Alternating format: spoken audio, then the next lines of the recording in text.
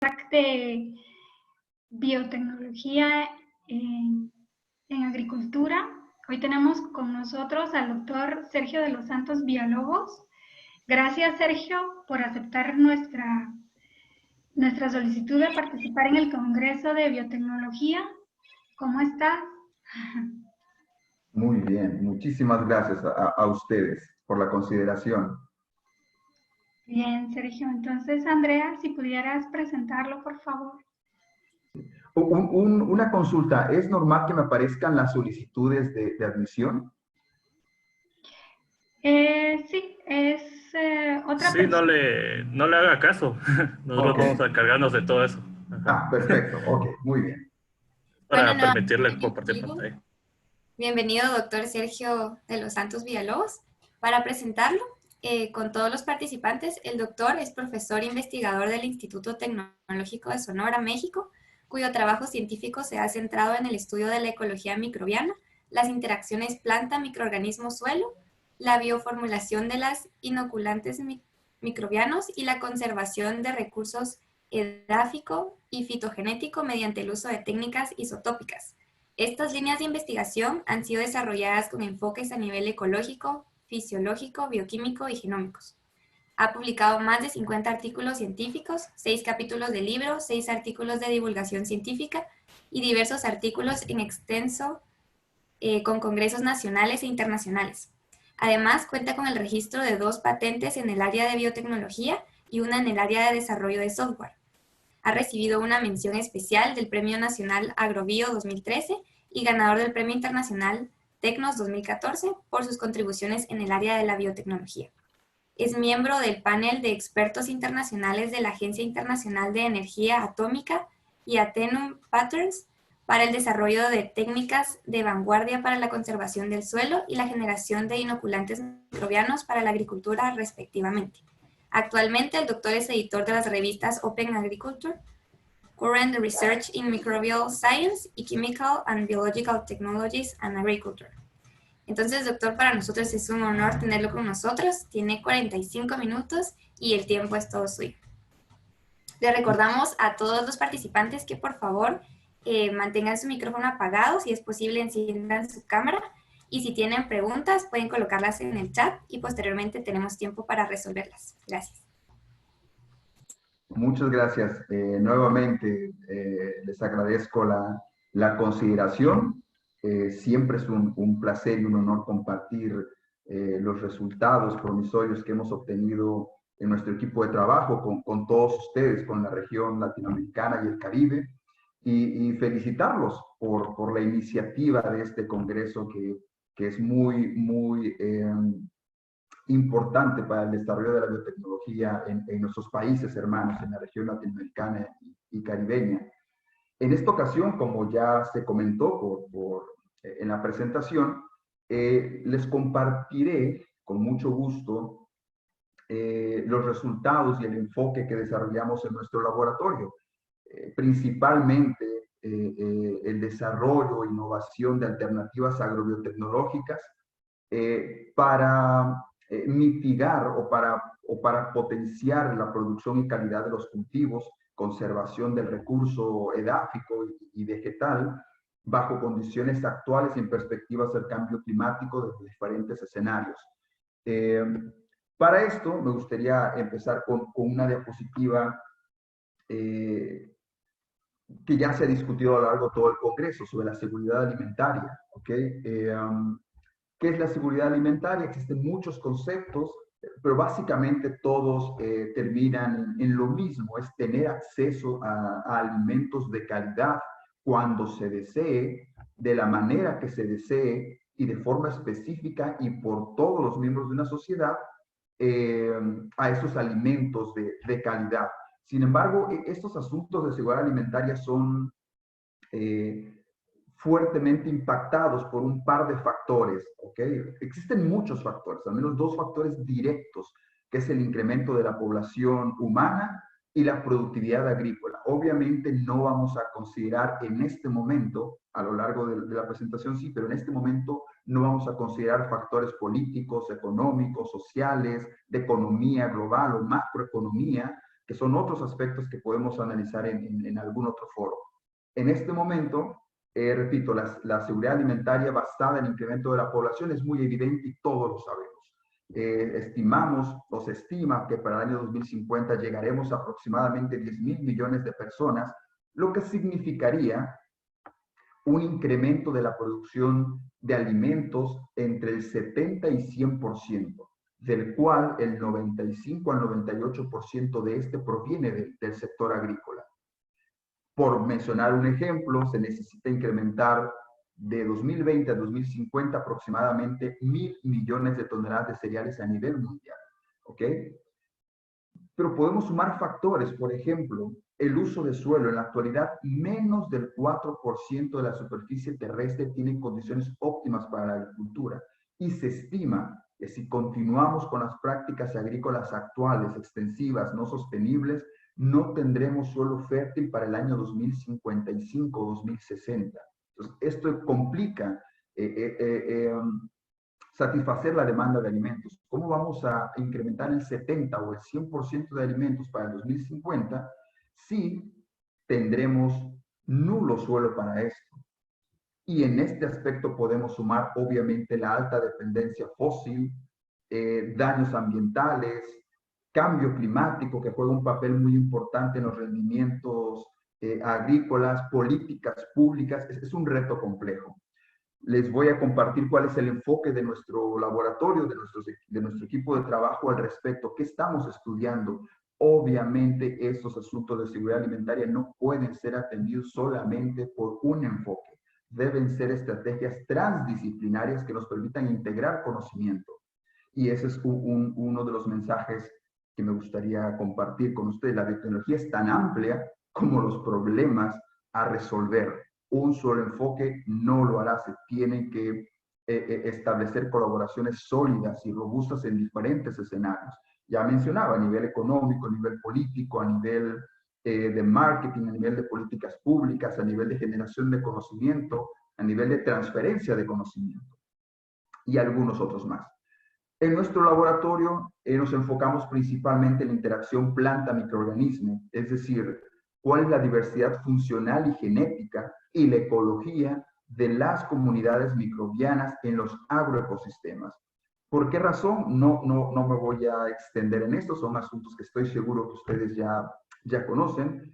El planeta se estima que se creó hace 4.500, 4.600 millones de años, y hace 4.000 millones de años aparece la primera célula viva en este planeta.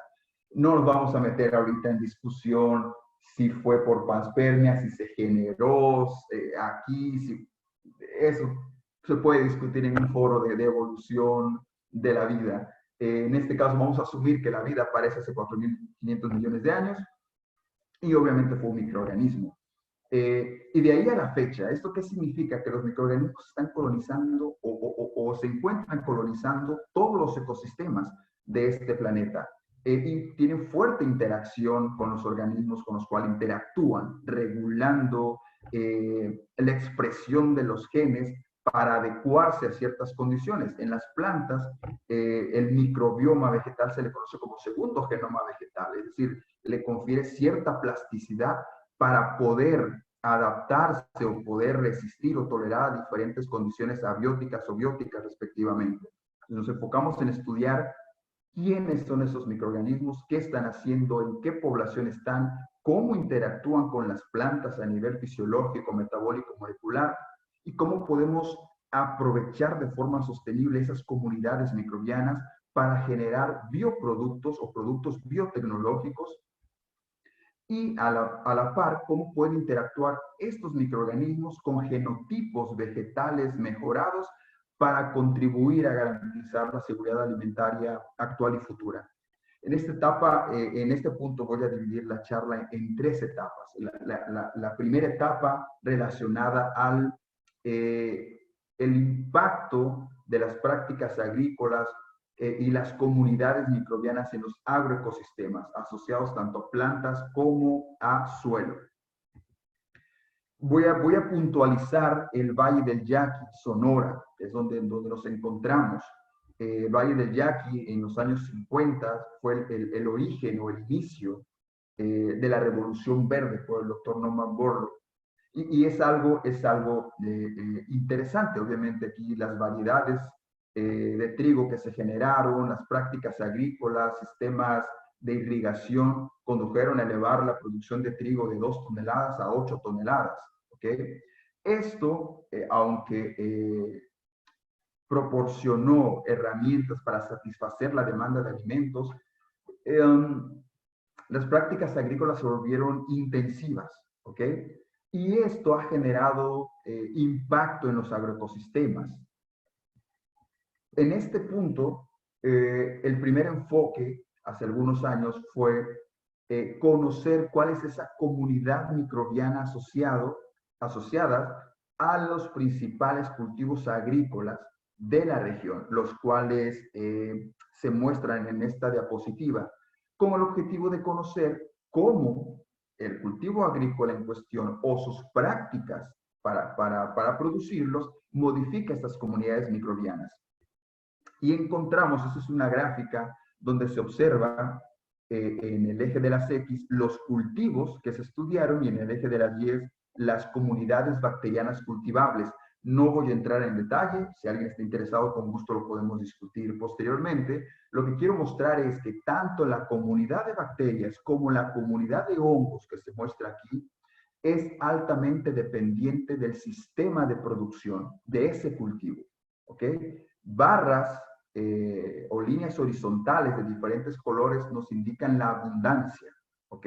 de estos géneros o especies bacterianas. Esto nos muestra que cada cultivo, dependiendo de su genotipo y de su práctica agrícola, modifica las comunidades bacterianas y fúngicas cultivables en el suelo. Sabemos que la población y la diversidad de estas comunidades microbianas están involucrados en los ciclos biogeoquímicos, principalmente en el ciclaje de nutrientes que veremos más adelante. Es decir, un desbalance en estas comunidades microbianas puede o está relacionado con uso eficiente de agroinsumos y mayores rendimiento y calidad, o uso ineficiente de agroinsumos, permitiendo menores rendimientos, menor calidad, mayor costo económico, ambiental y a la salud por el uso de prácticas agrícolas. ¿Ok? Recordemos que este planeta sin microorganismos no pudiese existir. Los microorganismos controlan muchos ciclos bioquímicos. El ciclo del nitrógeno es completamente controlado por microorganismos. El ciclo del carbono están altamente relacionados. Es decir, las comunidades microbianas juegan un papel muy importante para la vida en este planeta y obviamente para los sistemas de producción agrícola, como cualquier otro sistema de producción.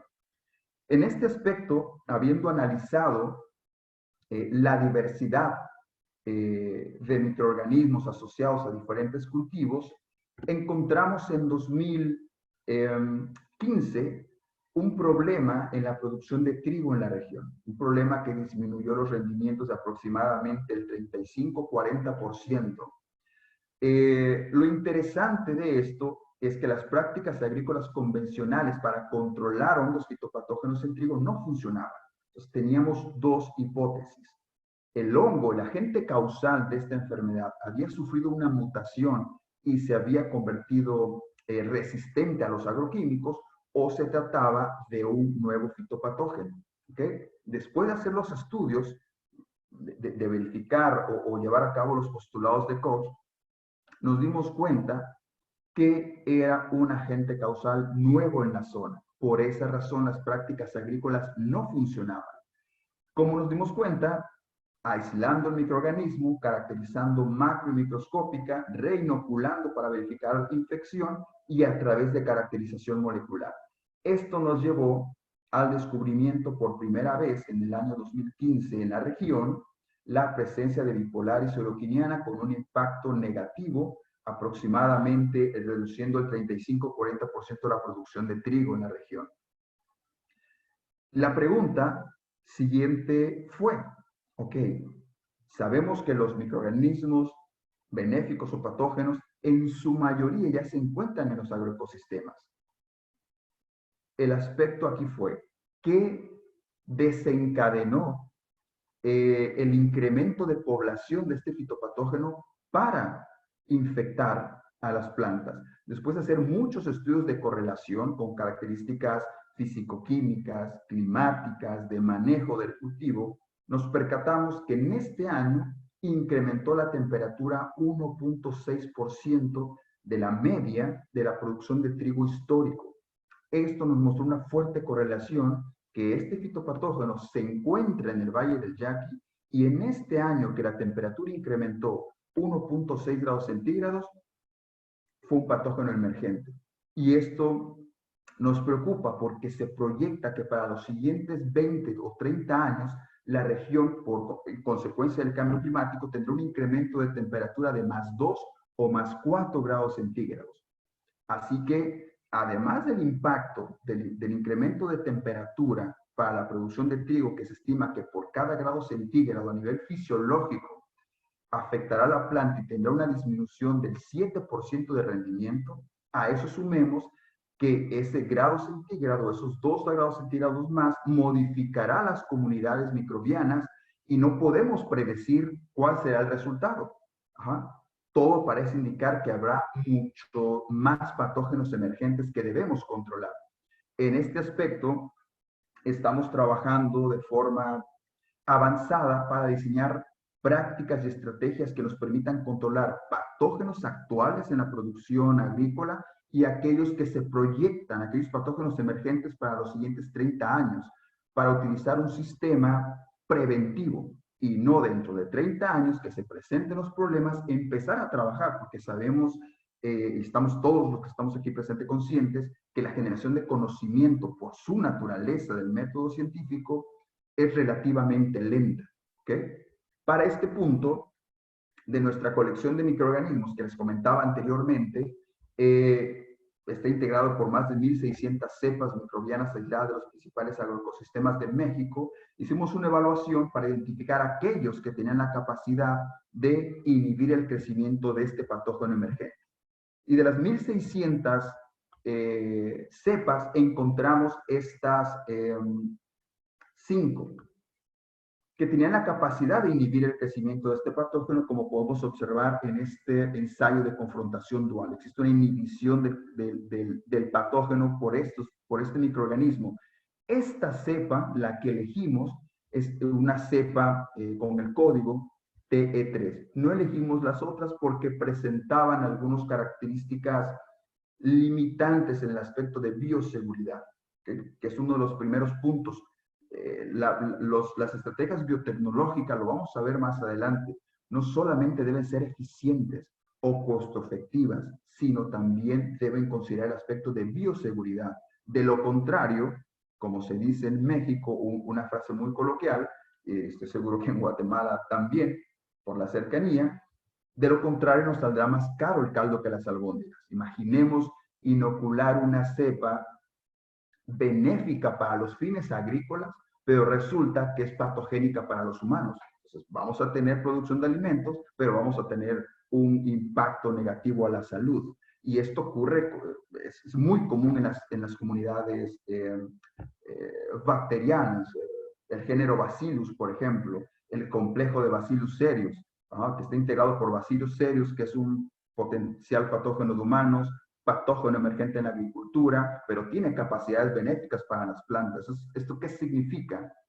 Que este concepto de benéfico y patógeno obviamente es un concepto antropogénico, ¿okay? o un concepto antropocéntrico, mejor dicho, donde los microorganismos tienen una ecología. ¿Okay? No es que los microorganismos hayan evolucionado para decir, voy a evolucionar para ser benéfico y que alguien me aísle, me estudie y pueda aportar, o voy a evolucionar para ser patógeno y reducir la población humana. No, los microorganismos tienen su interacción, tienen su ecología, ¿ok?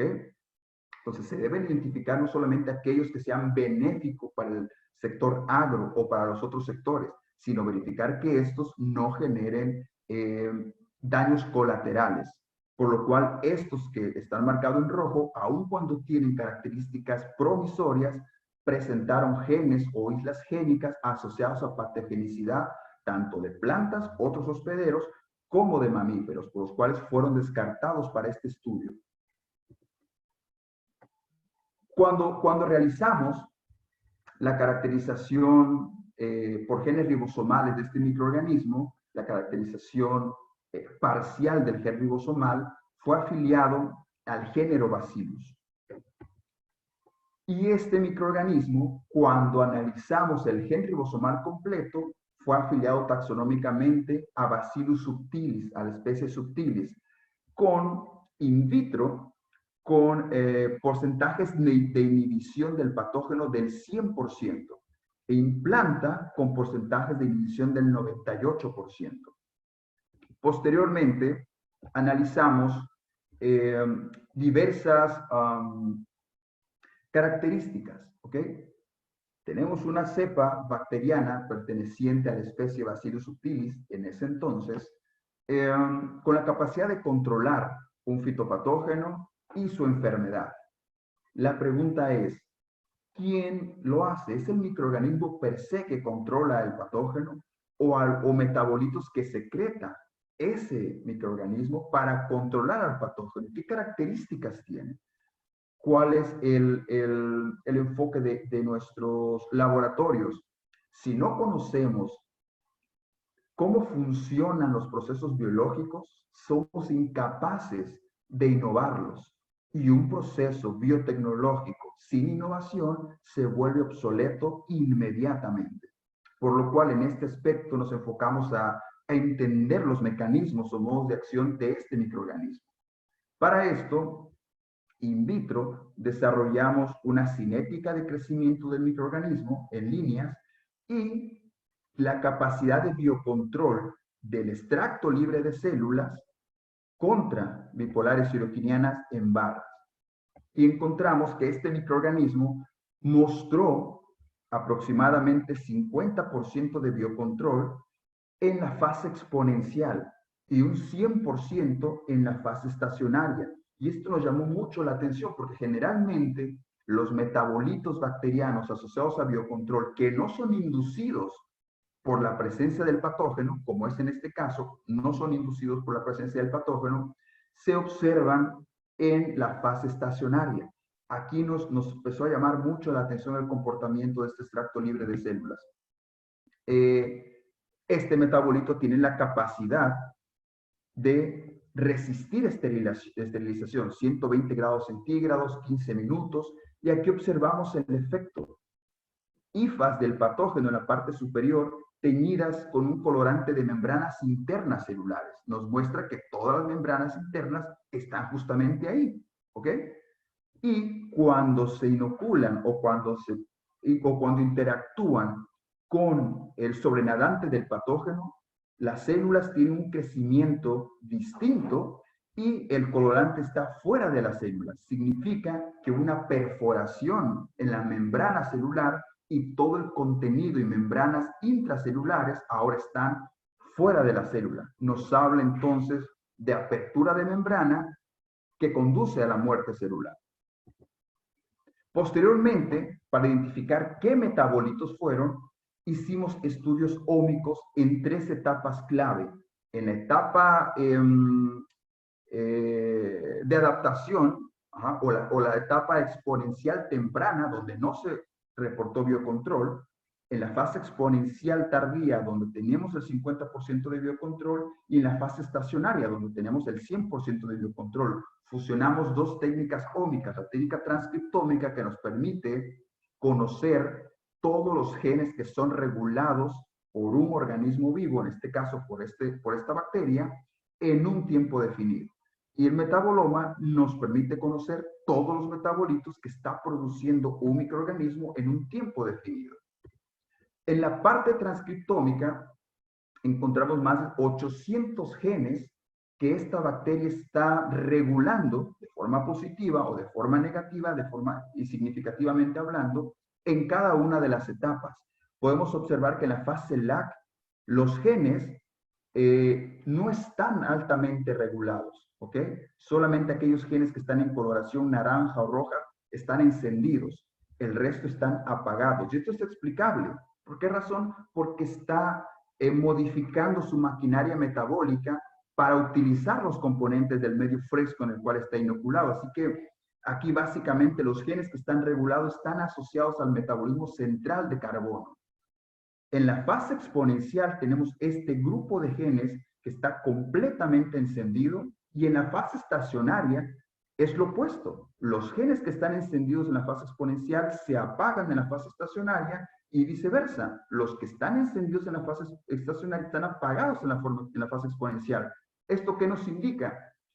Que el biocontrol del 50% que observamos en la fase exponencial y el 100% que observamos en la fase estacionaria, es probable que estemos hablando de metabolitos distintos, metabolitos que actúan contra el hongo y que son producidos en la fase exponencial, y otros que actúan sobre el hongo que son producidos por la fase estacionaria. Para esto, con el estudio metabolómico, que nos permite identificar todos aquellos metabolitos que son productos de esta regulación genética, de esta regulación transcriptómica, lo podemos observar aquí. Encontramos que todos los metabolitos que se producen en estas etapas son 3 clústeres de metabolitos que fueron corroborados por el enfoque transcriptómico. Los clústeres están asociados principalmente a 2 complejos o grupos de lipopéptidos. Son fengicinas y surfactinas.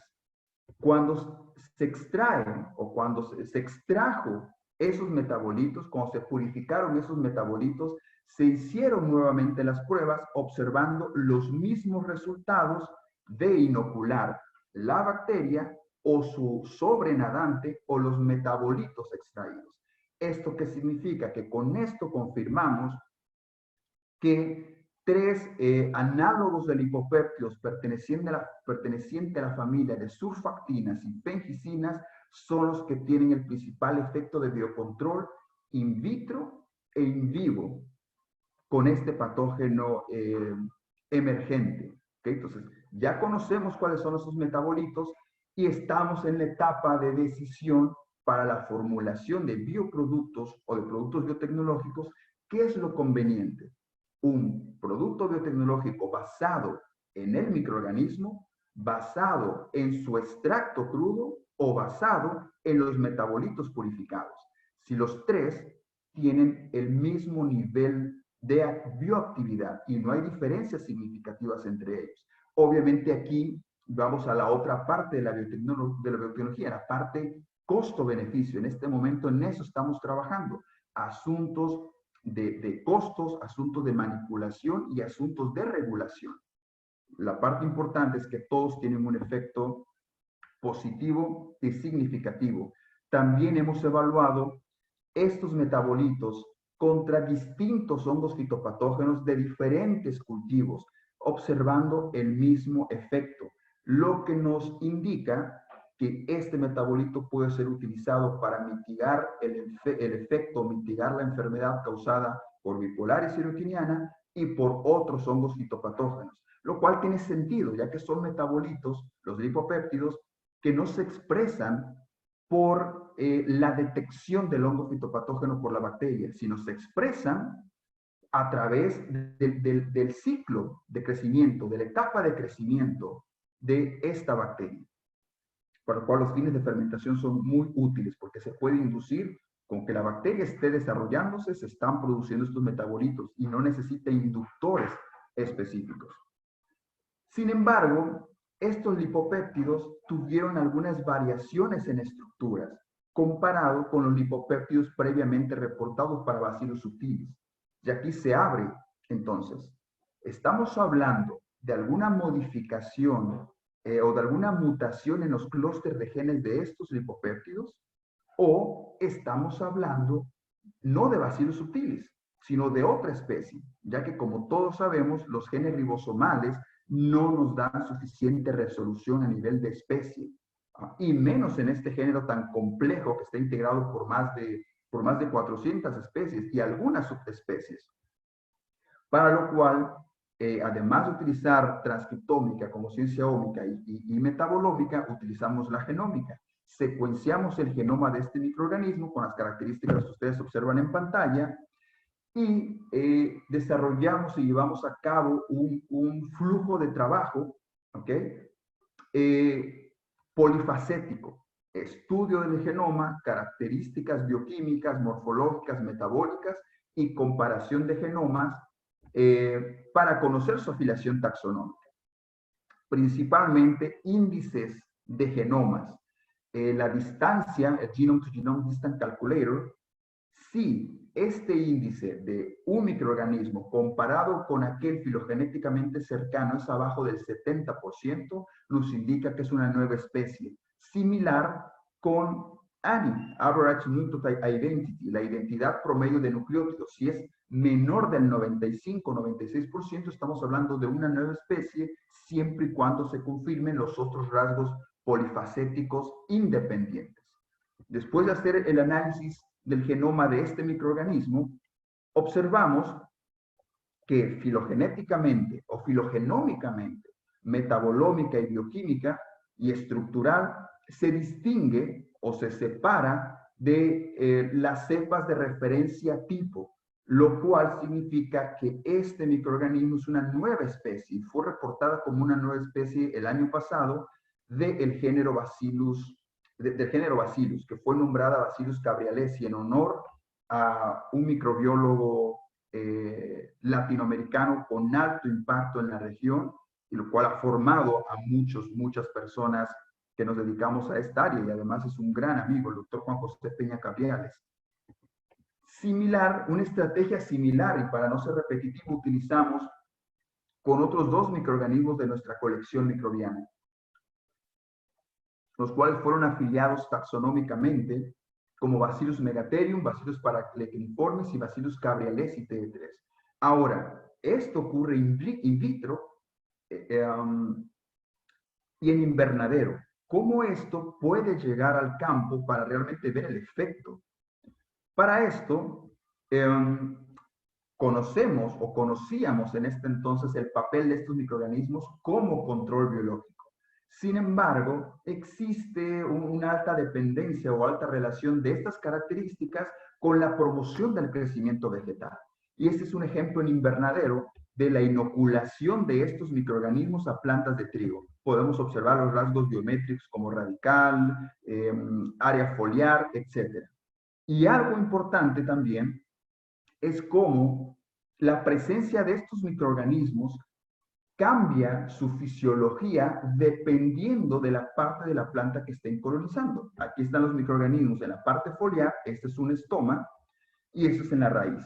Esto nos habla para fines prácticos que un biofertilizante, un bioproducto, un bioplaguicida también, no solamente es tener el bioproducto y aplicarlo al campo, sino tener el producto, cómo lo aplico, cuándo lo aplico y en qué parte de la planta lo aplico, porque la función de ese microorganismo está limitada por su fondo genético, por su fondo metabólico, pero su interacción con la planta, con el suelo y con el ambiente puede ser un microorganismo altamente promisorio.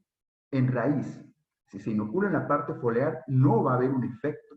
Eso debemos ser muy conscientes con el uso de procesos biológicos.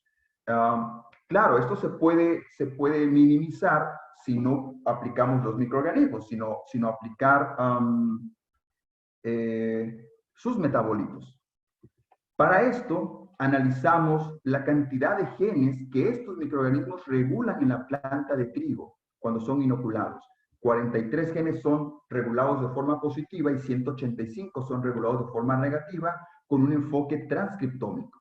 Los genes que regulan están asociados a respuesta sistémica inducida, están asociados a elongación celular, están asociados a generar respuesta positiva ante diferentes condiciones ambientales. No voy a detallar cada uno de los genes por obvias razones.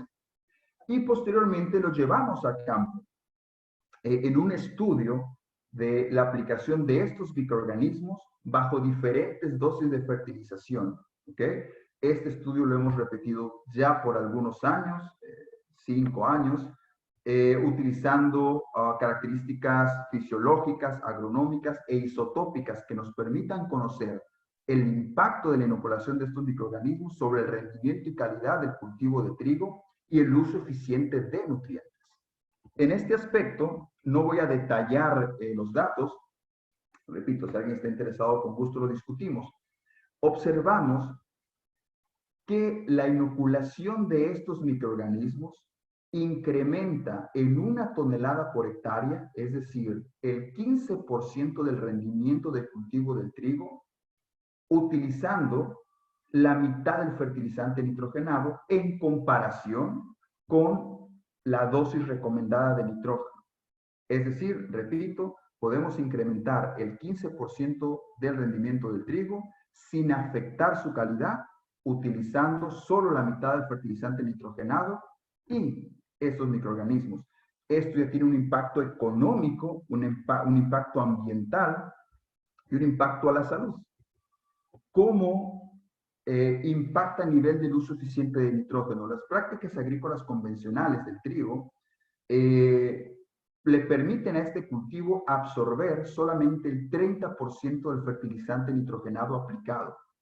Esta nueva estrategia nos permite, o le permite a la planta absorber el 45% del fertilizante nitrogenado, lo que significa que los procesos de lixiviación y volatilización se disminuyen en 15%.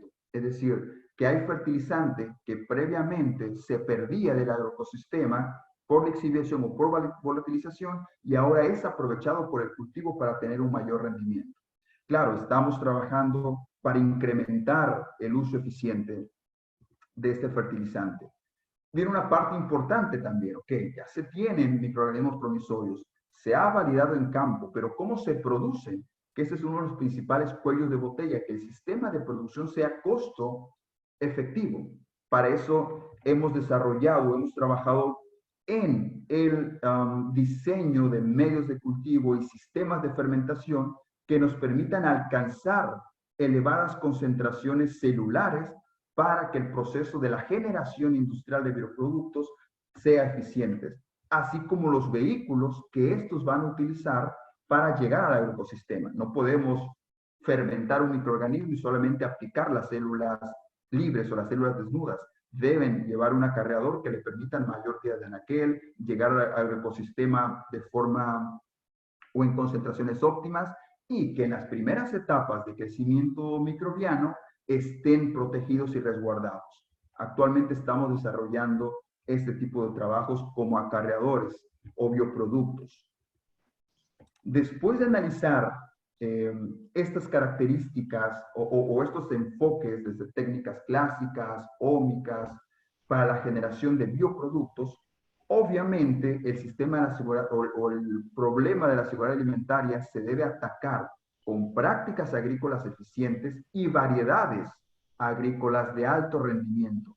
En este aspecto, estamos trabajando en la biotecnología y en la inducción por mutación en las plantas de trigo.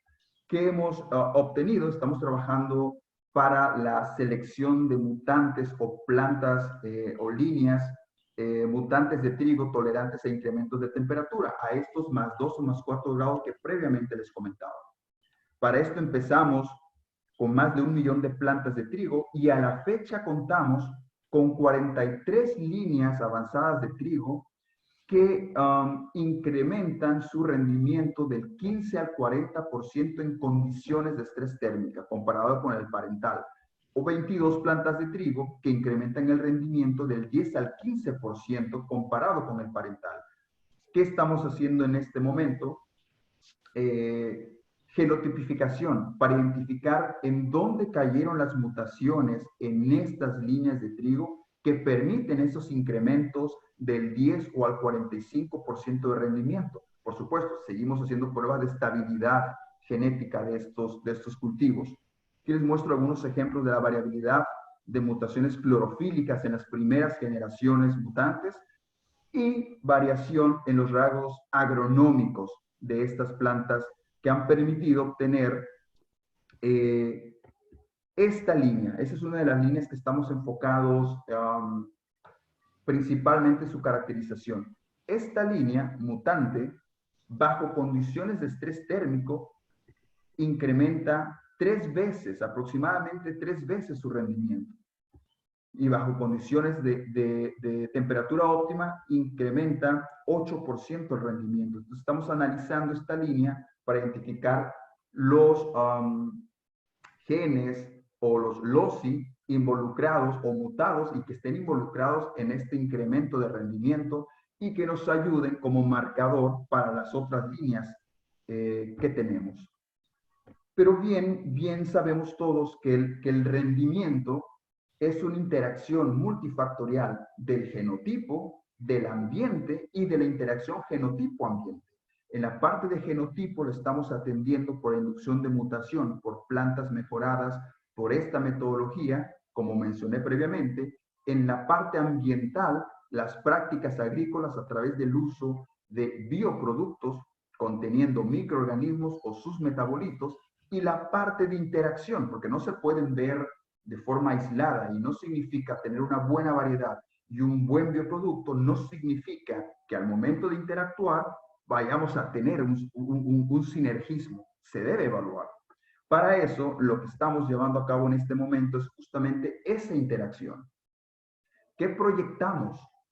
Lo que proyectamos es tener un incremento combinando plantas mutantes con estos bioproductos, el fondo genético de estos bioproductos, tendrá un incremento del 40 al 50% del rendimiento del trigo, utilizando 2/3 partes de la dosis de fertilización nitrogenada recomendada y 2/3 partes del riego destinado a este cultivo. Sabemos que el agua es un recurso natural escaso y que la agricultura consume un alto volumen del agua disponible a nivel mundial.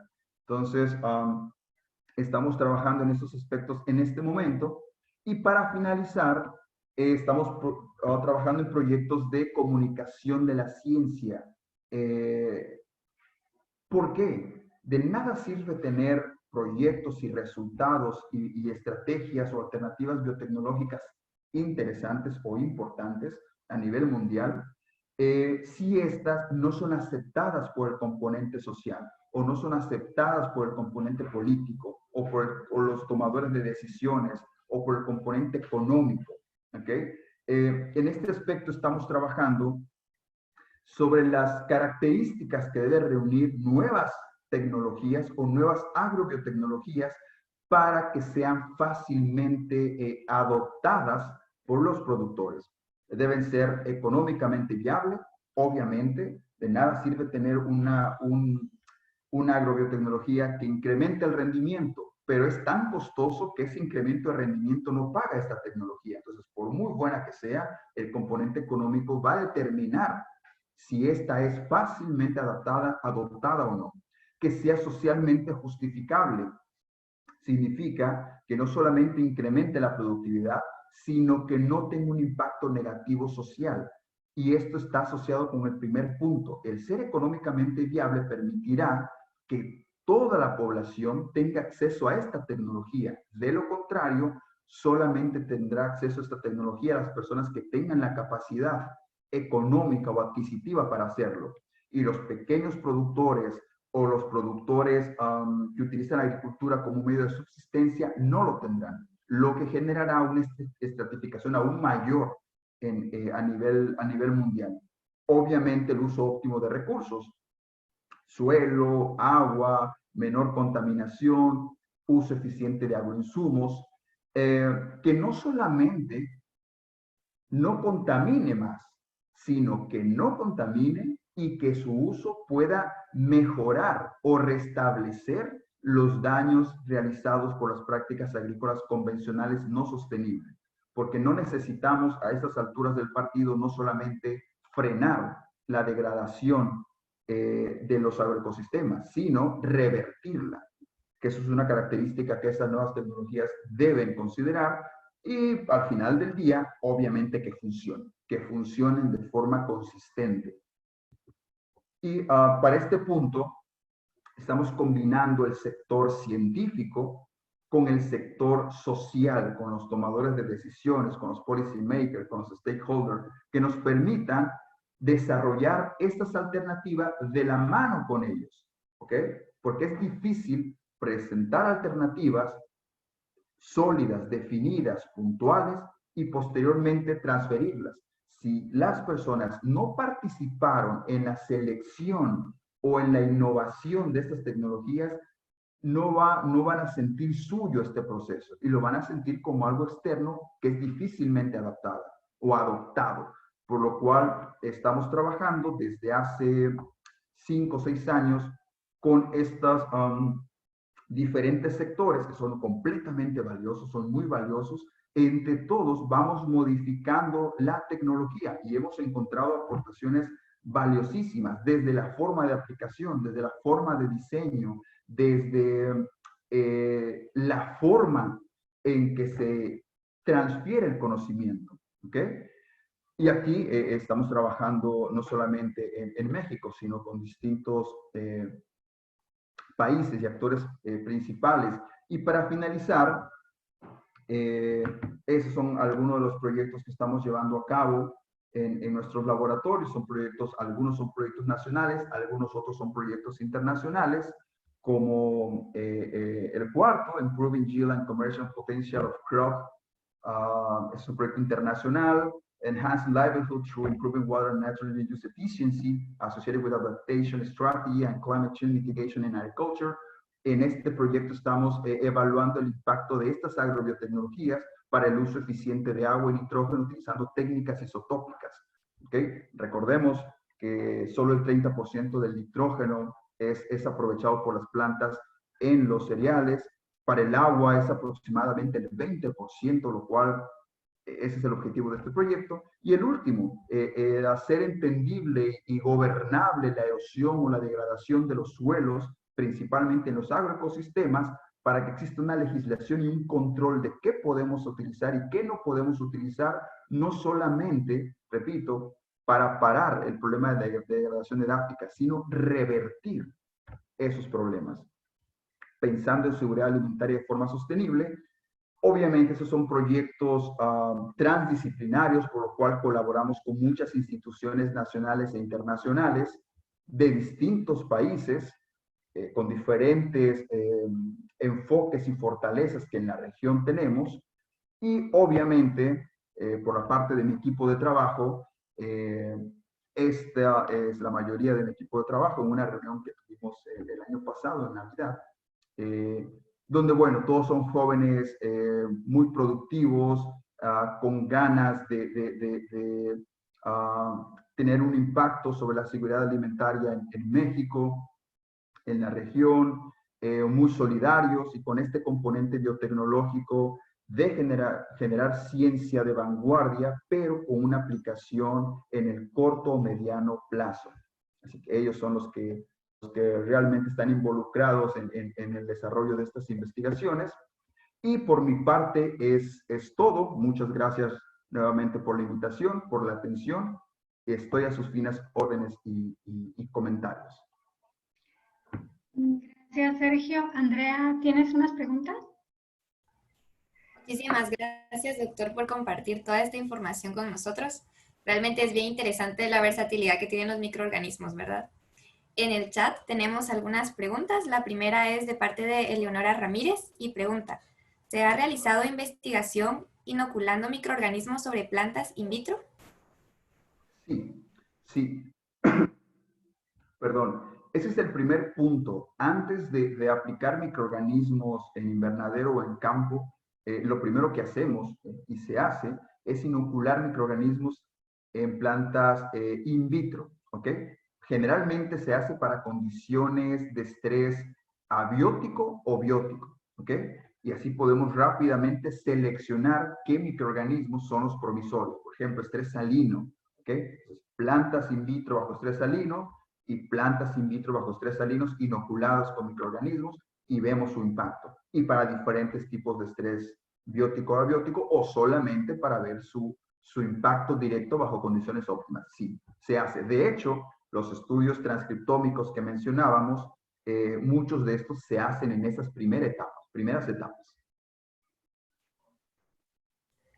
Gracias. Una segunda pregunta dice, de parte de Marisol Asensio: ¿podrían ampliar las razones por las que se descartó el uso de las demás cepas? ¿Podrían indicar algún ejemplo puntual de las normas de bioseguridad con las que no cumplieron las demás? Sí, ahora eso es un aspecto importante. En México hasta el momento no existe una norma oficial mexicana que regule la producción y comercialización de biofertilizantes. Es decir, que bajo el aspecto legal no habría restricción, pero sí bajo el aspecto bioético. ¿Okay? Características, algunas de estas cepas promisorias contenían o poseían islas génicas asociadas a patogenicidad. ¿Okay? Algunas de estas cepas presentaban características hemolíticas, significa que son bacterias que degradan o destruyen los glóbulos rojos, lo cual eso para fines de heridas que se llevan a cabo en campo o de pacientes inmunodeprimidos, suprimidos, juega también un papel en contra. Muchas de estas, características o sus requerimientos nutrimentales son completamente específicos. Algunas de ellas necesitan vitaminas, algunas de ellas necesitan cofactores para poderlas reproducir. Entonces, aun cuando en el laboratorio sean muy buenas, para sistemas de producción industrial se vuelve incosteable. Por tener que suplementar con vitaminas, con cofactores para poder producir las células, no es una estrategia económicamente viable. Esa fue otra de las estrategias por las cuales se descartaron. Muchísimas gracias. En el chat ya no hay más preguntas y finalmente yo quisiera hacerle una. ¿Usted considera que los cultivos que están genéticamente modificados pueden afectar estos agroecosistemas de los que estamos hablando? La respuesta puntual, si los cultivos genéticamente modificados afectan o modifican las comunidades microbianas, la respuesta es sí. Sí lo modifican, ¿ok? La pregunta aquí sería, ¿lo modifican de forma positiva o de forma negativa? Y eso se tiene que estudiar. Los estudios al respecto indican que sí hay modificación del microbioma por organismos genéticamente modificados, pero esta modificación no es negativa, es decir, es positiva. Se han seleccionado, la planta genéticamente modificada selecciona componentes del microbioma asociados a incrementar su rendimiento, ¿ok? Así que hasta el momento no hay evidencia que las plantas genéticamente modificadas degraden las comunidades microbianas. Hasta el momento no hay evidencia, pero se tiene que continuar estudiando, así como la introducción de cualquier cultivo, ¿ok? Ya sea el cultivo o las prácticas agrícolas asociadas al cultivo, por supuesto que modifican las comunidades microbianas. Se tienen que hacer estudios para conocer si esto es algo positivo o negativo. Yo tengo una pregunta, Sergio. Adelante. Tú mencionaste que encontraron unos microorganismos que eran tolerantes a algunos patógenos del trigo. ¿Solamente han estudiado microorganismos tolerantes a patógenos al trigo o han estudiado otros cultivos? Sí, hemos estudiado otros cultivos, patógenos asociados a cítricos, patógenos asociados a maíz, patógenos asociados a espárragos, papa, frijol,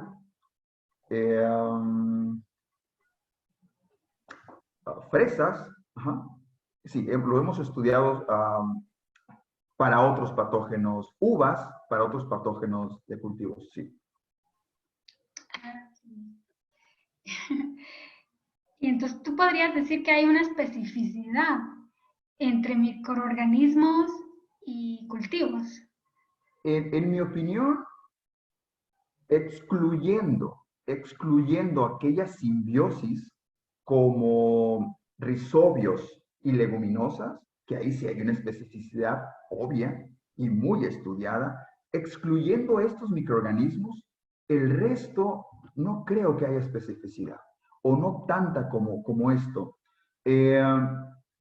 Porque estos microorganismos han generado promoción de crecimiento en trigo, en otros cultivos, controlando patógenos de su planta hospedera original y de otras plantas. Como podemos observar, esta bacteria produce un metabolito o produce metabolitos con actividad biofungicida, pero en ausencia del patógeno. Es decir, el microorganismo creciendo en un matraz está produciendo sus metabolitos. Lo que significa que siempre y cuando se esté duplicando el microorganismo, en cualquier ambiente con que se duplique, va a secretar estos metabolitos. Ahora va a depender de la capacidad del hongo patógeno de poder resistir a estos metabolitos. O sea, no hay una especificidad, a diferencia de otras bacterias, donde la producción de ciertos metabolitos depende de la interacción del patógeno con la bacteria, y es ahí donde se expresan estos metabolitos. Esta bacteria no, por lo cual especificidad no habría. Estos microorganismos también se han observado promoción de crecimiento vegetal en otros cultivos. Y por la regulación y el diálogo a nivel transcripcional no se observa especificidad. Gracias. Gracias, Sergio, por tu disertación, muy innovadora. Agradecemos tu participación en el Congreso. No sé, Andrea, si tienes otras preguntas. Hay una última pregunta en el chat de parte de Roberto Cáceres y dice: ¿han visto la eficiencia utilizando estos microorganismos más endomicorrizas? No, no. Más hongos micorrízicos no, por una razón. Obviamente los hongos micorrízicos colonizan entre el 75 y 85% de las plantas vasculares en este planeta. Bueno, de hecho se estima que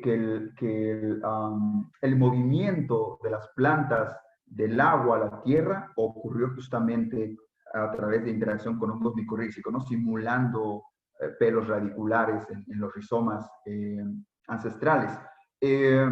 No lo hemos evaluado. ¿Por qué razón? Porque en los cultivos que hemos estudiado en campo son cultivos anuales, donde las prácticas agrícolas o la maquinaria frecuentemente se utiliza.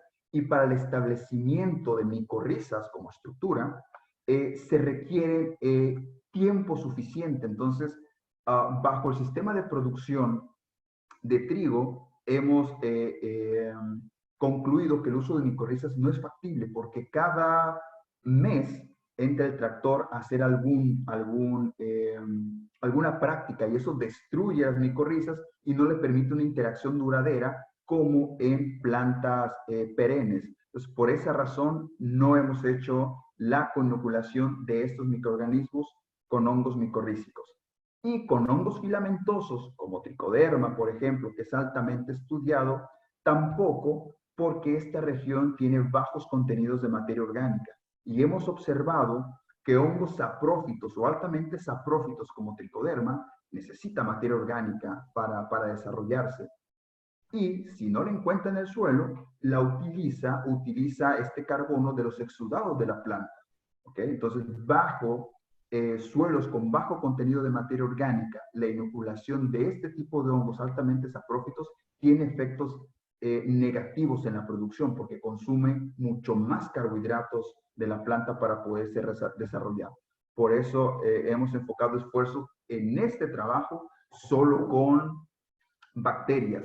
En otros proyectos, en otros cultivos, bajo otras condiciones de suelo, hemos hecho combinación de bacterias, hongos micorrízicos, y de bacterias con hongos filamentosos, en otras características edáficas y climáticas. Muchísimas gracias, doctor Sergio. Por cuestiones de tiempo tenemos que finalizar aquí. Le damos gracias por la información que compartió con nosotros. En el chat hay muchísimos comentarios de agradecimiento y felicitaciones para usted. Y entonces le agradecemos y damos por terminada esta charla. Muchas gracias por participar a todos. Al contrario, si alguien tiene alguna duda o comentario o discutir más, están mis correos electrónicos en la presentación y con gusto conversamos. Gracias. Gracias, Sergio. Hasta luego. Que estén muy bien. Ya.